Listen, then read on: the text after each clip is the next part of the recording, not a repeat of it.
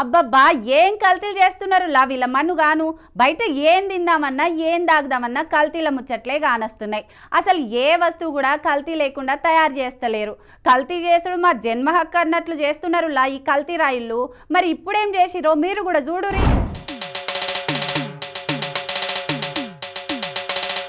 ఇందు గలదు అందు లేదని సందేహం వలదు, ఎందెందు వెతికినా అందందు కల్తీనే గలదన్నట్టున్నదిలా. నిన్న ఇవాళ పరిస్థితి చూస్తుంటే పట్నంలో ఉన్న కిషన్ బాగులా కల్తీ అల్లం వెల్లుల్లి పేస్ట్ తయారు చేస్తున్నారన్న ముచ్చట తెలిసి బహదూర్పురా పోలీసులు పోయి చెకింగ్లు చేస్తే ఈ భాగవతం బయటపడ్డది.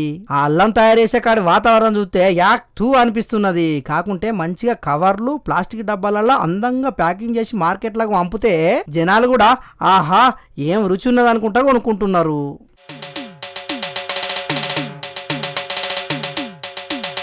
జనాలు ఎంతో నమ్మకంతో కొనుక్కొని పోయి కూరలు వండుకుంటే గిసొంటి కల్తీ అల్లందిని వాళ్ళ ఆరోగ్యాలు ఏం కావాలి ఎప్పుండ్రి. ఇలా కల్తీ మొక్కల మొన్నవోయా మంది పానాలను ఆగం చేసి సంపాదించే పైసలతోని మీరేం పొడుగైతారా, మీరు నాశనంగాను. ఇప్పటికే ఈ పట్టణంలో అడ్డగోలు పొల్యూషన్ చేయంగా లేని రోగాలు వచ్చి జనాల అవసరం తగ్గిపోతున్నది. ఇప్పుడు గిసొంటి కల్తీ మాల మసాలతోని ఇంకెన్ని రోగాలు వస్తాయి ఎప్పుండ్రి. పైసలో కక్కుర్తి వాడి మంది పానాలతో చెలగాటం ఆడే ఇసొంటలకు అవే కల్తీ సరుకులు దింపియాలే. వాళ్ళకు అదే పెద్ద శిక్ష.